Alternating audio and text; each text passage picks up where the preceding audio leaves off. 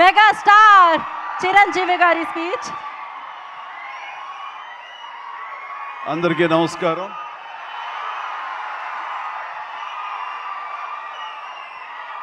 మా అభిమానుల్లో ఆనాటి నుంచి ఈనాటి వరకు క్రమశిక్షణ ఏమీ మారలేదు. అదే క్రమశిక్షణ, అదే ఉత్సాహం.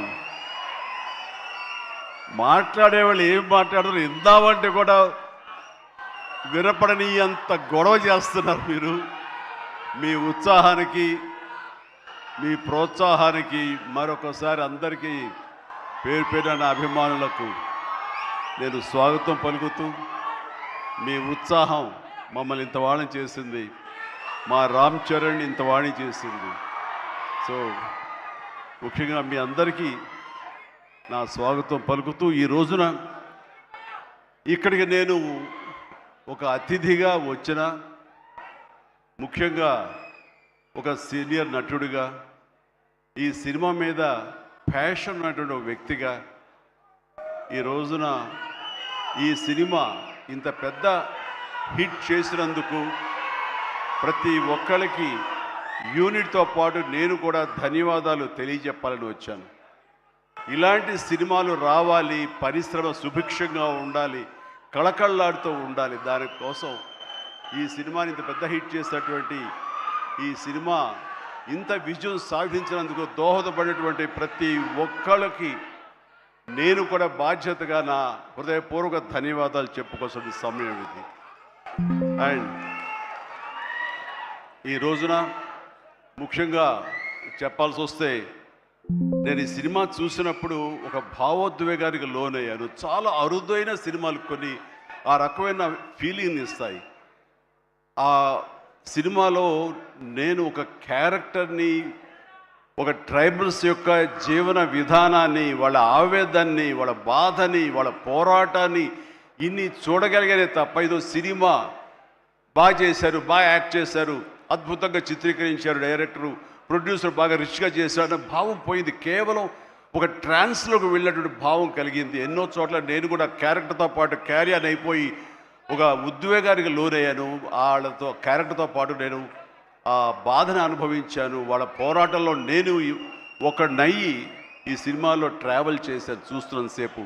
అంటే ఇంత పవర్ఫుల్ సబ్జెక్ట్, ఇంత ఎమోషనల్ సబ్జెక్ట్, ఇంత మోటివేషనల్ సబ్జెక్ట్, ఇంత ఇంటెన్సిటీ ఉన్న సబ్జెక్ట్ని ఎన్నుకొని దాన్ని చరణ్కి తను న్యాయం చేస్తాడని నమ్మినటువంటి వ్యక్తిగా, డైరెక్టర్గా మొట్టమొదటిగా నేను బుచ్చిబాబుని మనస్ఫూర్తిగా సభాముఖంగా నేను నా హృదయపూర్వక అభినందనలు తెలియజేస్తున్నాను.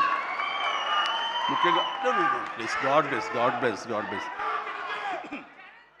తను విలేజ్లో పెరిగిన వ్యక్తి, విలేజ్లో వాళ్ళ మనస్తత్వాలు తెలిసిన మనిషి. అందుకని ఈ కథ ఒక మట్టి కథ, మట్టి మనుషుల కథ. వాళ్ళ యొక్క ఎమోషన్, భావోద్వేగాలని తను పూర్తిగా నమ్మి అవపోసన పట్టిన వాడు కాబట్టి దాన్ని ఇంత అత్యద్భుతంగా ఈ తెర మీదకి ఎక్కించగలిగాడు, మనల్ని ఇన్వాల్వ్ చేయగలిగాడు. అందులో నాలాంటి వాడు సైతం సినిమాని డిసెక్ట్ చేస్తూ చూస్తుంటారే ఆ భావం పోయింది. సినిమాలు ఇన్వాల్వ్ అయిపోయాను అనమాట. దానికి ప్రధానంగా దీన్ని ఆ ట్రావెల్ చేయడానికి దోహదపడడానికి ఒక గట్స్ కావాలి, ఒక కన్విక్షన్ కావాలి. దానికోసం మన అన్ని రకాలుగా ఈ సినిమాకి న్యాయం చేస్తున్న కథకుడుగా అవని, డైరెక్టర్గా కానీ బుచ్చిబాబు 100% న్యాయం చేశాడు.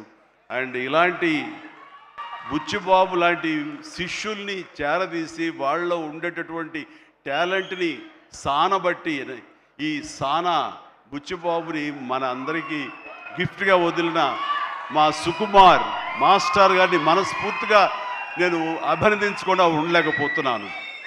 నిజంగా ఇలాంటి మట్టిలో మాణిక్యాల్ని వెలికి తీసేటువంటి ఒక దార్శనికుడు, ఒక ఫ్యూచర్లో ఇలాంటి వాళ్ళు ఇండస్ట్రీకి రావాలి అంటూ అలాంటి వాళ్ళకి అవకాశం కల్పించేటువంటి సుకుమార్ని నేను ఈ సందర్భంగా మనస్ఫూర్తిగా నేను అభినందించాల్సి ఉంది. Thank you Sukumar. అలాంటి శిష్యులు మాకు అప్పగా ఇండస్ట్రీకి అవసరం. అండ్ ఇక ఈ సినిమాలో ప్రధానంగా ఇలాంటి సినిమాలు చిత్రీకరించాలంటే కనుక ఎంత డబ్బు అవుతుంది, ఏంటి బడ్జెట్ ఎంత, ఏంటి, దేనికి నెరవకుండా ఒక సినిమా తీయాలి. రామ్ చరణ్ నాకు చేస్తాను, నన్ను ప్రొడ్యూసర్ చేస్తాను, ప్రొడ్యూసర్గా నాకు సినిమాలు ఇస్తానని ఆయన రంగస్థలం టైంలో మాట ఇచ్చాడు సార్, దాన్ని నిలబెట్టుకుంటూ మళ్ళీ నాకు ఈ అవకాశం కల్పించాడు. కాబట్టి రామ్ చరణ్ గారు నా మీద పెట్టుకున్న నమ్మకానికి నేను దీన్ని ఎంతైనా సరే డైరెక్టర్ యొక్క విజన్ మేరకు దీన్ని నేను ప్రేక్షకుల యొక్క దీన్ని మనల్ని పొందేందుకుగా నేను సర్వశక్తులు వడ్డీ నేను మొత్తం ధారపోసి సినిమాను అత్యద్భుతంగా తీస్తానని ఆ గట్స్ ఉన్నటువంటి నిర్మాత సతీష్ కిల్లారు, ఆయనకి మనస్ఫూర్తిగా నేను అభినందించాలి. ఎందుకంటే దీంట్లో ఎన్నో కష్టాలు వస్తాయి, ఎన్నో బాధలు వస్తాయి. ఫైనాన్షియల్గా వయబుల్ అవ్వచ్చు, కాకపోవచ్చు, డబ్బులు మిగలచ్చు, మిగలకపోవచ్చు, లాభాలు రావచ్చు, రాకపోవచ్చు, ఏమి కాదు. ఒక అత్యద్భుత కథ. ఈ కథకి నిర్మాత అనిపించుకోవడం అంటే నాకు కావాల్సింది ఏముంది అంటూ ఆయన ఈ కథను నమ్మారు. అంత మంచి పేరు వచ్చింది దీనికి. కాబట్టి ఈ సందర్భంగా దీని వెనకాల వెన్నుదన్నుగా నిలబడ్డటువంటి కిలార్ సతీష్ గారికి కూడా నా అభినందన తెలియజేస్తున్నాను. ఇక రామ్ చరణ్ మిగతా విషయాలు మాట్లాడబోదు. రామ్ గురించి మాట్లాడాల్సి వస్తే ఎవరికైనా ఏమనిపిస్తుందంటే, బిడ్డ గురించి మాట్లాడుతుంటే అది ఆయుక్షీణం అంటారు. బిడ్డ గురించి మాట్లాడమంటే కనుక నా గురించి నేను మాట్లాడినట్లుగా ఉంటుంది అనుకుంటారు. అవన్నీ పక్కన పెడితే ఒక తోటి నటుడుగా, ఈ ఇండస్ట్రీలో ఒక సీనియర్ యాక్టర్గా ఇలాంటి ఇంటెన్సిటీ, ఇలాంటి ఇన్వాల్వ్మెంట్ తోటి, ఇంత హై యాక్షన్ తోటి, డ్యాన్సులతోటి, ఎమోషనల్ సీన్స్ తోటి అన్ని రకాలుగా, అంటే ఒక ఆర్టిస్ట్కి ఎన్ని రకాల కోణాలు ఉండాలి, అన్ని కోణాలను పరిపక్వత సాధించి దాన్ని 100% బియాండ్ 100% తెర మీద చూపించేటువంటి చరణ్ నేను మనస్ఫూర్తిగా అభినందిస్తున్నాను. ఒక తండ్రిగా గర్వపడుతున్నాను. రంగస్థలం, మన సుకుమార్ గారి సినిమా రంగస్థలంలో వావ్ ఎంత బాగా చేశాడు, ఎంత అద్భుతంగా చేశాడు అని అనుకున్నాం. కానీ అలాంటి రంగస్థలాలు రావాలంటే మళ్ళీ ఎన్నేళ్ళు పడుతుందో ఏమో తెలియదు. ఎందుకంటే ఇవన్నీ కూడా అప్పుడప్పుడు తారసపడే గొప్ప అవకాశాలు ఒక ఆర్టిస్ట్కి పెర్ఫామ్ చేయాలనుకునే వాళ్ళకి. మిగతా అవన్నీ కమర్షియల్గా వస్తుంటాయి, మనం అందులో రాణిస్తాం, మెప్పిస్తుంటాం, డబ్బులు వస్తుంటాయి, అన్నీ వస్తుంటాయి. కానీ ఆర్టిస్ట్గా చిరస్థాయిగా నిలబడే సినిమాలు కొన్నే ఉంటాయి. అందులో రాజమౌళి సినిమా మగధీర కానివ్వండి, ఆర్ఆర్ సినిమాలు కానివ్వండి, సుకుమార్ రంగస్థలం కానివ్వండి, ఇంత త్వరగా ఒక 3-4 ఇయర్స్ గ్యాప్లో మళ్ళీ ఇలాంటి లాంటి సినిమా వస్తుందని నేను ఊహించలేదు. రియల్లీ ఆ రకంగా చరణ్ చాలా అదృష్టవంతుడు ఈ క్యారెక్టర్ రావటానికి. ఈ క్యారెక్టర్లో నేను చూస్తుంటే కాసేపు చరణ్ సినిమా అని కూర్చోనే తప్ప, నేను కానీ వాళ్ళ మమ్మీ కానీ థియేటర్లో చరణ్ మాకు కనిపించలా, పెద్దే కనపడుతూ వచ్చాడు, పెద్దే ఆలరిస్తూ వచ్చాడు. సో ఇది చాలా రేరుగా ఉంటుంది. సినిమా అలా కట్టిపడేయటం, క్యారెక్టర్లో కట్టిపడేయటం అంటే కనుక తను ఆ క్యారెక్టర్ని అవపోసన పట్టాడు, దాన్ని పూర్తిగా దాన్ని నమ్మాడు. ఆ క్యారెక్టర్ డైరెక్టర్కి ఏం కావాలో అది డెలివరీ చేయాలన్నాడు. ఒకే ఒక సంకల్పంతో ఉండకపోతే, అంత కఠోరంగా దాన్ని నమ్మి వెళ్ళకపోతే అతను ఖచ్చితంగా ఇందులో ఇంత సక్సెస్ అయ్యేవాడు కాదు. ఇంతమంది చేత ఇలా శభాష్ అనిపించుకునేవాడు కాదు. చెప్పాలంటే ఈ సినిమా చరణ్ మనల్ని సంతోషపెట్టాడు, మన చేత ఆనందంగా గెంతులు వేయించాడు, మన చేత బాధ పెట్టాడు, ఆ బాధకు మనం లోనయ్యేలా చేశాడు, ఆఖరికి విజయం సాధించాడు. ఇలాగా ఎన్ని రకాలుగా చూసుకున్నా సరే ఈ పెద్ద క్యారెక్టర్లో తను రాణించిన విధానానికి, తను పడ్డ కష్టానికి నేను మనస్ఫూర్తిగా నా అభినందనలు తెలియజేస్తూ మరొక ఎన్నో విషయాలు చెప్పాలి.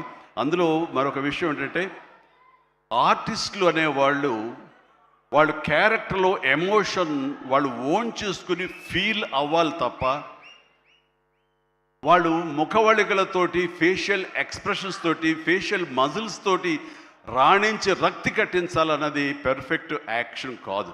చాలామంది గొప్ప యాక్టర్లు ఉంటారు, వాళ్ళందరూ కూడా వాళ్ళు తెర మీద బాధపడుతూ మనల్ని బాధ పెడతారు. కానీ లోపల ఉన్న ఫీల్ని వాళ్ళు ఫీల్ అవుతూ తన మనసు లోపల అంతర్గతంగా ఏమి ఫీల్ అవుతాడో దాన్ని కళ్ళ ద్వారా మాత్రమే చూపిస్తూ మనల్ని కంటదరి పెట్టించే విధంగా చేశాడే, అది పరిపూర్ణమైనటువంటి నటన, పరిపక్వత ఉన్నటువంటి నటన.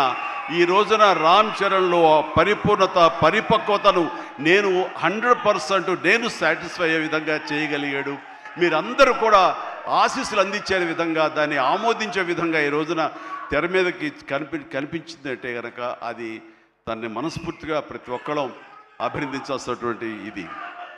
ఇక సినిమాని మనసుతోటి ఎలా ఫీల్ అయ్యి చేశాడో అది అలా ఎగ్జిబిట్ అయింది కాబట్టి మన మనసును తాకాడు.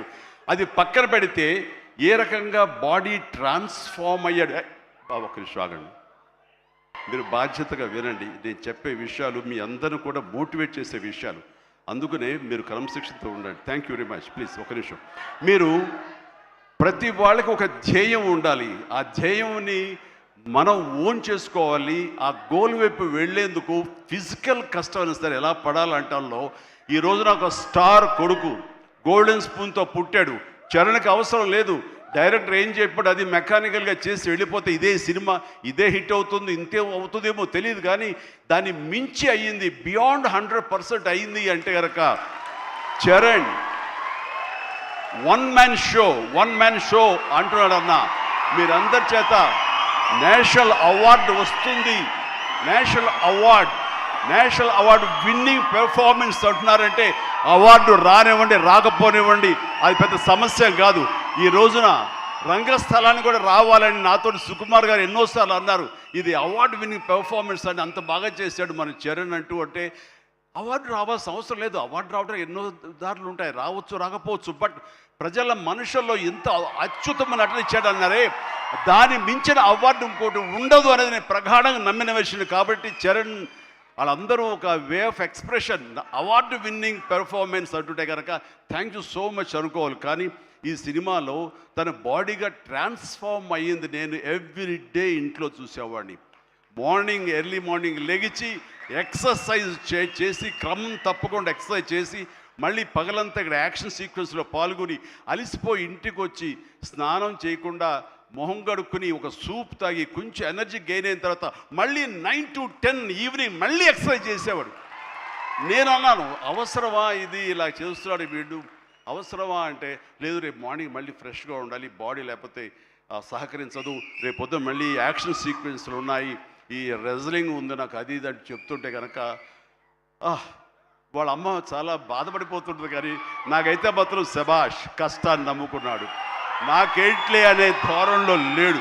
నేను మనస్ఫూర్తిగా అంతరాలలో మనసుల్లో నేను తన్ని చాలా ఎప్రిషియేట్ చేస్తూనే ఉండేవాడిని. ఒకరోజు సడన్గా ఫోన్ కాల్ వచ్చింది. బాబుకి చరణ్కి ఒక దెబ్బ తగిలింది సార్, గబుని హాస్పిటల్కి తీసుకెళ్ళి. అనగానే ఎలా ఉంటుంది, ఏం దెబ్బ తగిలింది, ఎంత తగిలింది, ఎంత ఇదేంటి ఈ యాక్షన్ సీక్వెన్స్ అంటున్నాడు మాకు తెలుసు అనేసరికి ఏంటి ఏం దెబ్బ తగిలింది సార్ మీకు ఫోటో పంపిస్తానని ఫోటో పంపించారు. ఫుల్ ఈ కన్ను కన్నంత ఎర్రగా అయిపోయి కిందంతా రక్తధారతో వస్తే ఆ స్టిల్ చూసిన తర్వాత కన్నుకి ఏమైనా అయిందా, కన్నే పోయిందనే భావంతో కంగారు పడిపోయాం. వాళ్ళ అమ్మకి చూపించకూడదా అని చెప్పేసి ఏంటంటే ఇది బాబు హాస్పిటల్ చిన్న ట్రీట్మెంట్ అంట, ఏదో చిన్న ఇదంట అని అన్నానే. కానీ ఆ డాక్టర్ మన సుధాకర్ ప్రసాద్ గారు, ఆయన కాస్మెటిక్ సర్జన్, ఆయన చూసి ఆయనతో మాట్లాడిన తర్వాత చాలా అదృష్టం అండి, కన్ను గుడ్డు పోవాల్సింది పోకుండా ఐబ్రోకి కింద నుండి బోన్ దగ్గర అవతల ఒక డ్రెస్లర్ ఒక గుండు వచ్చి హిట్ చేసింది, అది కట్ అయింది కిందంతా, అంతే తప్ప ఇంకేం కాలేదు. అవి ఎలాంటి ఇబ్బంది లేకుండా నేను ज़माने से हटकर बेबाक है मेरा सिग्नेचर. రిలీఫ్ అమ్మాయి అప్పుడు చెప్పిన వాళ్ళ అమ్మకి పెద్ద ప్రమాదం ఏం కాదని చెప్పేసి. సో అలాంటివి ఉన్నప్పుడు అంత కష్టం తీసుకుంటున్నప్పుడు నేను బాధపడే కంటే కూడా సంతోషపడ్డాను ఎస్ అని. ఇలాగా ఇది జరుగుతున్నప్పుడు నాకు ఒక పాత ఇన్సిడెంట్ ఒకటి గుర్తుకొచ్చింది. గూండా సినిమా, అది 1983 ఎండ్లో అనుకుంటా, బహుశా నాకు ఇంకా అప్పుడు చరణ్ పుట్టలేదు, మరి కడుపులో పడ్డాడేమో తెలియదు నాకు. ఆ సినిమా టైమింగ్ అది తెలీదు. ఆ సినిమాలో ఒక ట్రైన్ కింద నేను హ్యాంగ్ అవుతూ ఆ రాడ్డు పట్టుకుని క్రాల్ అవుతూ పాకుతూ వెళుతూ ఉంటే రన్నింగ్ ట్రైన్లో ఒక 30-35 కిలోమీటర్ స్పీడ్లో వెళ్తుంటే కెమెరాలు 4 పక్కల ఫిక్స్ చేసేసారు. అలా చేసుకుంటూ వెళ్ళిన తర్వాత అక్కడ మా నాన్నగారు ఉన్నారు. ఆయన అప్పుడప్పుడు నా షూటింగ్స్కి వస్తుండేవారు రాజమండ్రి అటు వెళ్ళినప్పుడు. ఆయన చూసిన తర్వాత ఎందుకో కడుతారు, డూపో లోపల పడుకుంటాడేమో అనుకుంటే నేనే పడుకునేసరికి నాన్న కంగారు పడ్డారు. ఒక 2 కిలోమీటర్ల తర్వాత బండి ఆగింది. అక్కడి నుంచి మళ్ళీ తిరిగి వెనక్కి వచ్చేసరికి నాన్న కంగారుగా, ఇంత కష్టం పడాలా నువ్వు, ఇలా చెయ్యాలా, ఇలాంటి షార్ట్గా డూప్లు ఉంటారు కదా, నువ్వెందుకు వెళ్ళాలి, ట్రైన్ కింద నువ్వు దూరటం ఏంటి, వెళ్ళటం ఏంటి, ఒక 3 ఇంచెస్ కిందకి వెళ్తే కంకర్రాళ్ళు తగులుతుంటాయి కదా, ఏమైపోతావు అని చెప్పేసరికి, నాన్న ఇలాంటి చేయకపోతే కనుక మరి నా అభిమానులు ఎలాగా ఆనందపడతారు, వాళ్ళని అలరించడం కోసం నేను చెయ్యాలి, మీరు ఇలాంటివి చెప్పి నన్ను డిసప్పాయింట్ చేయకండి, మీకు తెలియదు, ఊరుకోండి, ఏం పర్లేదు, ఏం కాదు, అన్ని రకం జాగ్రత్తగా ఉన్నాం కదా అంటే, ఇప్పుడున్నంత సేఫ్టీ హార్నెస్లు కానీ సేఫ్టీ ప్రికాషన్స్ కానీ ఆ రోజులు లేవు. మన చేతి బలంతో హ్యాంగ్ అవుతూ వెళ్ళాలి. అండ్ అది చూసిన తర్వాత నాన్న ఒక మాట అన్నారు, రేపు పొద్దున ఇప్పుడు అమ్మాయి కడుపుతో ఉంది, అది అమ్మాయి పుడతారు అబ్బాయి పుడతారు మాకైతే తెలియదు, కానీ వాడు అబ్బాయి అయితే కనుక వాడు రేపు పొద్దున సినిమాలోకి వస్తే కనుక వాడు స్టార్ అయితే, వాడు ఇలాంటి కష్టాలు పడితే, ఇలాంటి దెబ్బలే తింటే నా బాధ ఏంటో నీకు అప్పుడు తెలిసి వస్తుందిరా అని చెప్పి నాన్న అన్నప్పుడు లేదు. ఈ కంటి మీద దెబ్బ తగిలింది, మణికట్టు ఫ్రాక్చర్ అయ్యింది అని అన్నప్పుడు నాకు మా నాన్నగారు గుర్తుకొచ్చారు. ఆయన ఆ రోజే అన్నారు, ఆయన నోటి వాక్యం, ఆయన నోటి ఇది, ఆయన బాధతోటి ఉద్వేగంతో అన్నా సరే, ఈ రోజున నా బిడ్డ కష్టానికి ప్రతీక. ఏది ఈజీగా రాదు, nothing is short cut, nothing comes, అడ్డదారులు ఏది రాదు, ఆ కష్టపడితేనే వస్తుంది. ఎస్, అలా కష్టపడ్డాడు. ఈ సినిమాకి అంత మన్నలను పొందారు మీరందరి చేత. ఈ రోజున పెద్దియే అనిపించుకుంటున్నాడు, రామ్ చరణ్ కాదు అనేలాగా ఉంది అంటే కనుక అది చాలు. ఆ బిడ్డకి ఆశీస్సులు మీ అందరి నుంచి.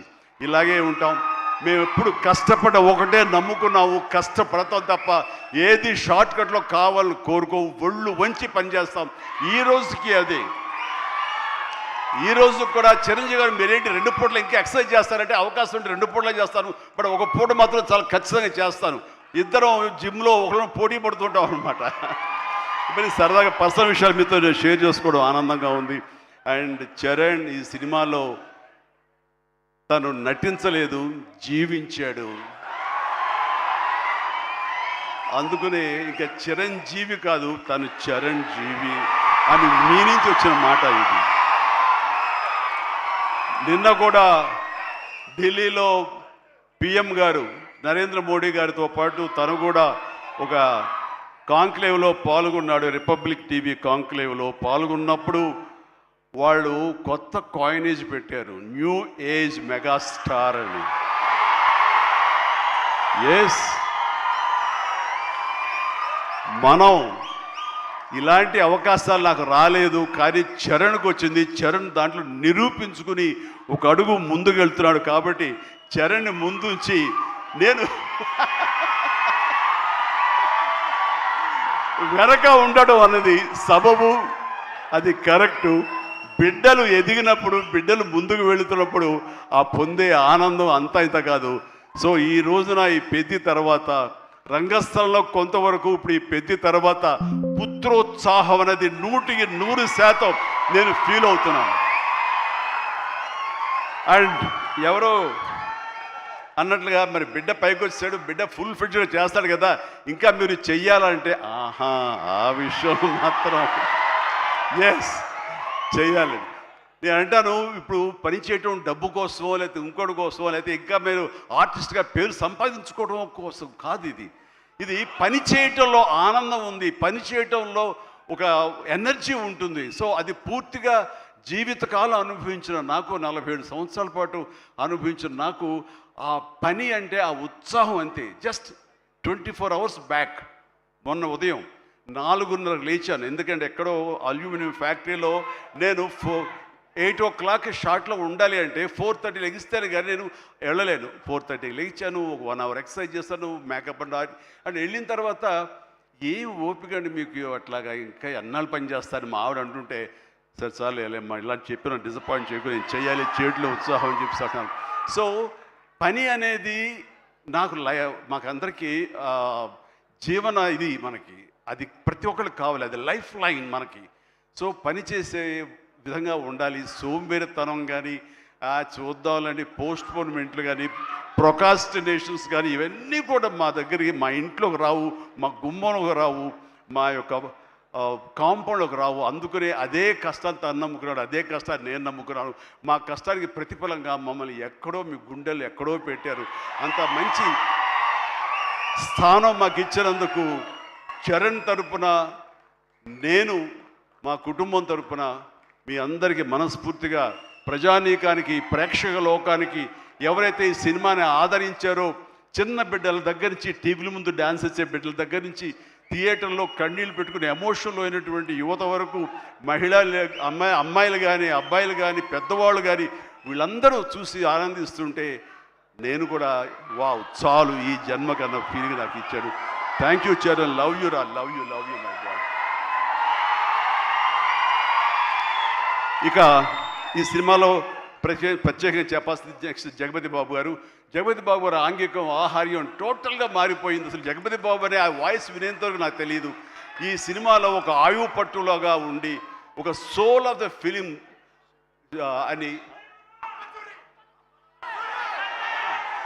చేసి తను పెర్ఫార్మెన్స్ తోటి ఆ సినిమా హీరోని, ఎవరైతే పెద్దని మోటివేట్ చేసే విధంగా ఆ క్యారెక్టర్ కన్సీవ్ చేయటం కానీ, ఆ క్యారెక్టర్ని తీర్చిదిద్దిన తీరు కానీ చాలా అద్భుతం.